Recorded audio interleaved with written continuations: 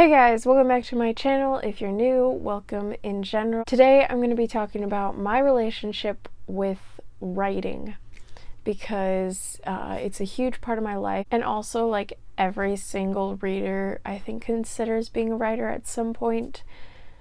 I definitely did. And this is just kind of my story of that, just so you can get to know me a little bit. I wanted to be an author for a really long time, and this is my story of how all that went. So to start off the story, I have always been a homeschooler. My mom has always taught me from preschool to senior year, which is this year. I've been homeschooled my entire life. When I was 5 years old, my mom just decided one random day that she was going to teach me how to make a little book, and so she got yellow construction paper out and helped me make this little book by folding and stapling all the pieces together. And I don't know what it was, but I was just like inspired, like, yes, I have to go write in this.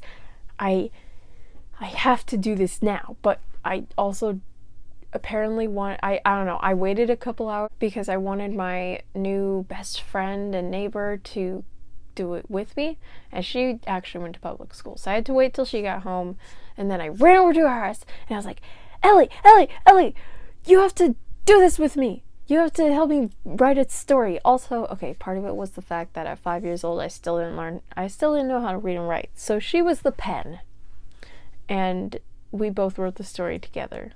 We sat on the end of the sidewalk in front of my driveway. She had the paper, or the book, and the pen or pencil. Actually, no, we wrote it in marker. And she wrote down the words as we'd discussed what it was going to be. And it wasn't actually a story, it was just a book about acorns. There were acorns all over the cul-de-sac, so we just decided to write something about acorns. And it was just silly stuff. We were like, I love acorns so much, I could kiss them. And acorns are sometimes green or brown. I think we even said acorns are sometimes purple. I don't really know. What I do remember is sitting next to my friend and writing this book and thinking, this is what I'm going to do when I'm older. I'm going to write stories. And then I asked my mom what that was, and she said it's an author. So I was like, okay, I'm going to be an author. You wouldn't think that a 5-year-old could decide what she was going to do for the rest of her life. And you wouldn't think that she would actually remember this or pursue this. But I did. The best of my abilities at the time. I wrote down little paragraph stories with about animals and characters, and my mom got me these cards that helped me brainstorm stories, and she helped me write a retelling about Cinderella. While I told her what to write, she wrote it down, and then I did drawings for it also. Basically, that's how I did it at that age, because I didn't exactly know how to read and write yet, so I wasn't able to do anything drastic, any big dramatic things. And this is also how I learned to read and write, pretty much, and spell and vocabulary, because I was always doing this. And I most of the time, if I was on the computer, I was working on a story, even though the story usually was 3 sentences long. I did not understand the concept of a story at this time yet. So by the time I learned how to read and write properly, I actually started writing a book, and I was like, I'm going to write a book. And it was something about an orphan girl gets adopted, and then she has to deal with a bully at school or something like that. And I never finished it, but I wrote about 30 pages of it, and yeah, I never finished it though. And this was around 7 or 8, and then I wrote another story that ended up being 80 pages long, but that was mostly plagiarized stuff. We're not even gonna go there. It was supposed to be a series also, and I never wrote the second book just wrote the first one, and it was kind of based off of Dear America. That's just like the first 5 years, like 5 to 10 years old. That's what I was doing, just like little projects, and then it got a little bigger, but they were not finished or they were plagiarized. And then about 10 or 11 years old, I don't exactly remember when, but that's when I started kind of researching stuff about writing and how to write a book. I started hearing this word of outlining. You need to create an outline. You need to have an outline. And so I looked up what that was, and I looked up how to do it, and I started doing that too with my stories. Also, at this time, I started hearing of writing mentors, and so I begged my mother. I was like, please, please, I want a writing mentor. Please get me a writing mentor. And at first she was like, no, that costs money. I'm not going to pay for you to have a writing mentor at 10 years old. But then she found this girl at my church who was about 17 years old at the time, something like that. And she wanted to be a writer like me. She wanted to be a writer since she was 10 and been working on it. She had stories and a blog, and she loved reading also. We loved the same, we both loved fantasy. So my mom went up and talked to her and said, hey, my daughter loves writing and she wants to learn more about it. Would you want to be her writing mentor? She said yes. So my mom gave her my email. And actually, I didn't know about this at the time. Hannah I think she just randomly emailed me. 10 or 11 years old, I was working on a short story called Tied by Fear. Tied by Fear was a short story, and it was about kidnapping, and there are a lot of things that could have been better about it. But I think it is one of the first things that wasn't copied that I did finish. It had a little bit of quality to it. She edited it for me and gave me comments, and I took them and I fixed it. And there are definitely things that could have been better, but it was good for my age. It was pretty good. So Hannah was a wonderful and patient, amazing mentor that took the time to answer a 10-year-old's questions about writing. She was great. And she also gave me a link to this site, Go Teen Writers, that taught me a whole bunch of stuff about writing. At this time, I really, really started researching writing because I was kind of looking things up, but it was more of as I needed help with something I would. But I got the link to this site, Go Teen Writers, and then I found more and more and more blogs about writing and just started reading them all the time, and that's all I did. If I wasn't writing, I was researching about writing, and only if I were burned out on this subject, that's when I would go outside and play with everybody. So 12 years old comes around, and this is when I really started to get a drive to finish a book, and I have to finish a book and get published as soon as possible, because my grandmother had been telling me for years. I only got to see her a couple times a year because she lived quite a few hours away. But she kept telling me every single time she saw me that, Emma, you're going to publish as any day now. And I'll be so excited and everything, all this stuff. And she really encouraged me. And I was I don't know, at 12 years old, just clicked with me. I was like, I want my grandmother to be alive when I get published. I have to get published really soon. So I started dedicating even more time to writing and researching, and I was like, I'm not going to just dream about this anymore. I'm going to actually do. And I did. I started this book that was then called 12 Dawn's Rise. Later it changed to Dawn's Rise. So by the time that I was done with the second draft of Dawn's Rise and I sent it to Hannah Williams, I started 2 more stories. Both these projects went in 2 completely different directions, though. On Time was a sci-fi story of 3 teenagers who had to save the world through time travel, and it ended up being 250 pages long, something like that, and the worst first draft I ever wrote. And then Tears of Promise was a Little Mermaid short story retelling, and it was the best first draft I ever wrote. This is when things started going downhill. It took me 5 months to finish On Time, and I was just about to start the 3rd draft of Dawn's Rise, writing it out. And I was finishing the final edits of Tears of Promise in May of 2015. I was doing all this at once.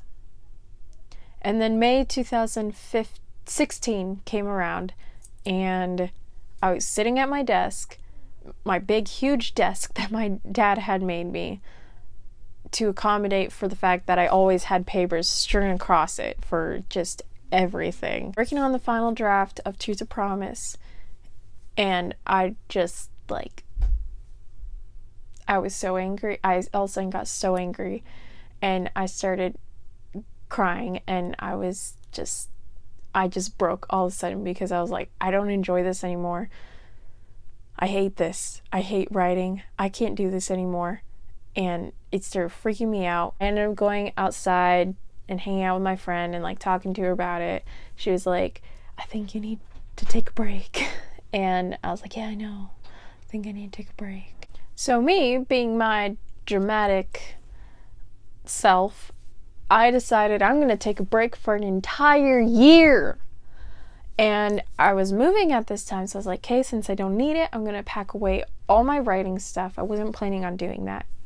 And then like a month later, I was dying to start writing again. And I don't know if it was because I was like, I'm not pursuing anything right now and I need to be pursuing something, or if it was that I actually wanted to write. And I kind of wish I would have, because I feel like everything would have gone a whole lot differently if I had. But I didn't, and that's okay. I've come to terms with it.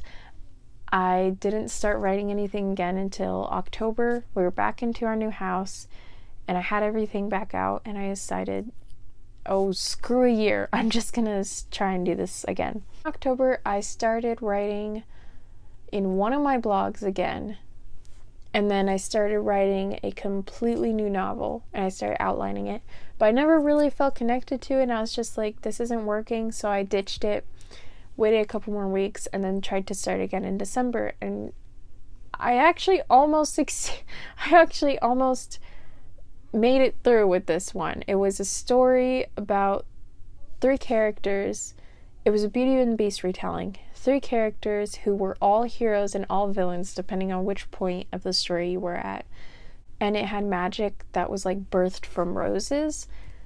It was kind of cool, and I wish I had continued with that, but it didn't work, and I could never get it into words. So after a couple weeks, that project kind of stopped, and I could just never get the momentum back up to start it.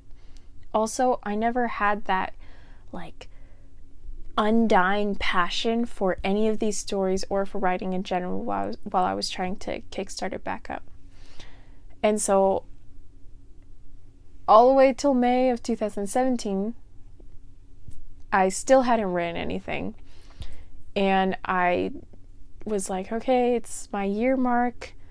I don't know what to do. I kind of like, there were a few things I tried to start for next year. None of them took off. I stopped writing for my blog because I just didn't want to deal with that anymore. Also, not writing as much gave me way more time to read and focus on school. And I read so many books, and I couldn't decide which was more important to me, reading or writing. I also found a love for school that I had never had before because I was so focused on getting this writing stuff done and getting published. And coming back into this, I also decided there's no way I'm ever going to make this a full-time career like I wanted to. And even if I do, I will never traditionally publish. I will always self-publish, because just the way that everything went before, I knew that neither of those, traditionally publishing and doing full-time, would not work because of the amount of pressure I would have to put on myself to write. And clearly that did not work. So May 2018 comes around, and it's been 2 years since deciding not to write for a while. And I was still trying to figure out what to do. And I wanted to write so bad because I really liked I loved having a passion for it, but I also didn't want to let anyone down because I had told literally everyone knew that I wanted to be a writer. It was like mentioned within the people told me that I couldn't get 5 minutes in to a conversation without mentioning writing. And everyone in my homeschool community knew me as being the girl who loved to read and write, and I was going to be an author someday. And everyone in my church and my youth group knew me as the girl who read and wrote, and they asked me when I was going to be published, and I'm like, I don't know why you think this, because I haven't even told you any of my stories, but you know. Over the summer, instead of focusing on writing and figuring all that out, I actually started focusing on my relationship with God, which had been really important to me for like 2 or 3 years now, but it just like grew in the last summer, and it was like everything to me. And I started praying to God and like, what do you want me to do? Is writing somewhere I need to go? No, is writing what you have in store for me? Is that your plan for me? And as I went through the summer, and he was just like, nope, that is not what I have for you.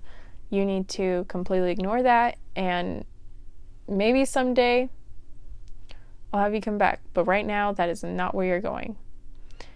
You're also not going to college, which I'd been planning to do for a while. I found like the perfect college for me to pursue a degree in English, and I'm not going there anymore. That's kind of the end. My plan now is to go to Mexico, and that's all I know. I'm just telling you guys this just so you can get to know me a bit more, because it was a really important part of my life. Through this whole thing, I learned discipline and self-control and self-motivation, things that I feel like most people don't have, or at least not at the age that I have it, to the degree that I have it. And this part of my life like completely shaped me as a person. So even though it didn't work out, I learned a lot through this and after it about myself and what I want in life. So I don't know. That's why I'm telling you this story. I hope you guys enjoyed this video. If you stayed to the end, thank you.